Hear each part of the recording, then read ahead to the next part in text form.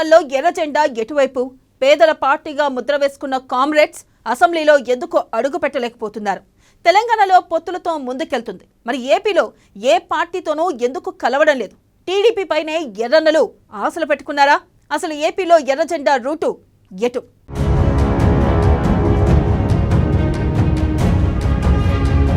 ఏపీలో ఎర్ర జెండా రూటు ఎటువైపు?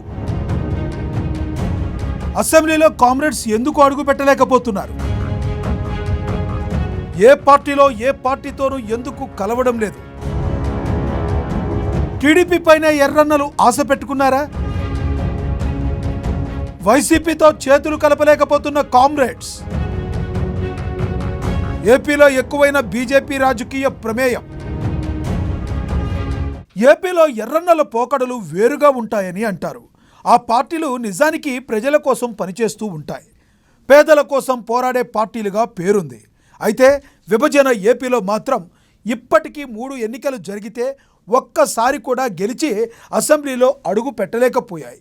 ఈ విధంగా కామ్రేడ్స్కి ఏపీ అసెంబ్లీలో అవకాశం అయితే దక్కడం లేదు. ఇక 2014 నుండి 2024 ఎన్నికల వరకు ఏపీలో కామ్రేడ్స్కి సరైన పొత్తులు కుదరలేదు.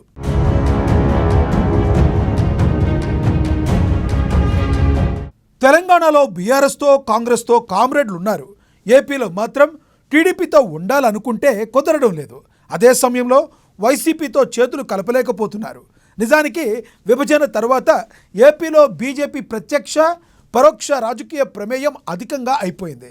ఏపీలో బీజేపీకి ఉన్న బలం తక్కువ అయినా కేంద్ర స్థాయిలో బీజేపీ బలంగా ఉండడం, అధికారంలో ఉండడంతో ఏపీ రాజకీయాలను కూడా శాసిస్తుంది. అదే సమయంలో ఏపీలో ఎవరు అధికారంలో ఉన్నా కేంద్రంతో సఖ్యత నేర్పడం అన్నది అనివార్యమైపోయింది.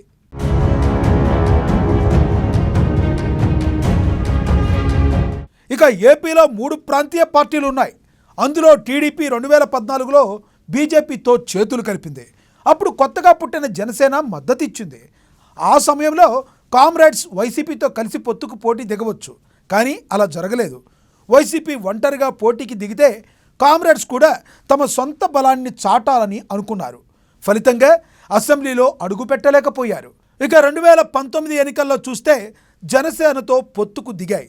మంచి నెంబర్తోనే పొత్తు తీసుకుని పోటీ చేశాయి. మధ్యలో బహుజన సమాజ్వాదీ పార్టీ కూడా వచ్చి చేరింది. ఈ పొత్తు బలంగా ఉంటుందని, ఎన్నో కొన్ని సీట్లు దక్కుతాయని అంతా అనుకున్నారు. కానీ జనసేనకే ఒకే ఒక్క సీటు దక్కింది. పవన్ సైతం ఓటమి పాలయ్యారు. దాంతో కామ్రేడ్స్కి అసెంబ్లీలో అడుగు పెట్టేందుకు ద్వితీయ విఘ్నం అలా అడ్డుపడింది.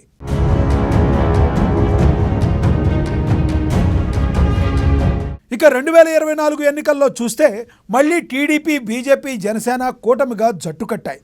బలంగా ముందుకు వచ్చాయి. మొత్తం సీట్లను, ఓట్లను కొల్లగొట్టాయి. ఈ దెబ్బకు వైసీపీయే కుదేలైపోయింది.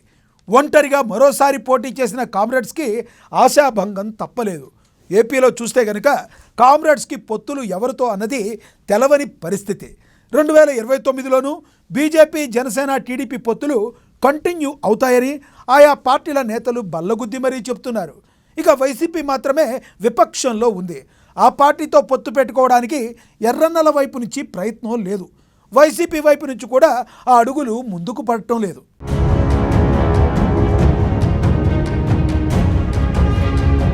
అయితే ఏపీలో ప్రస్తుత రాజకీయ పరిస్థితులు క్లిష్టంగా ఉన్నాయి.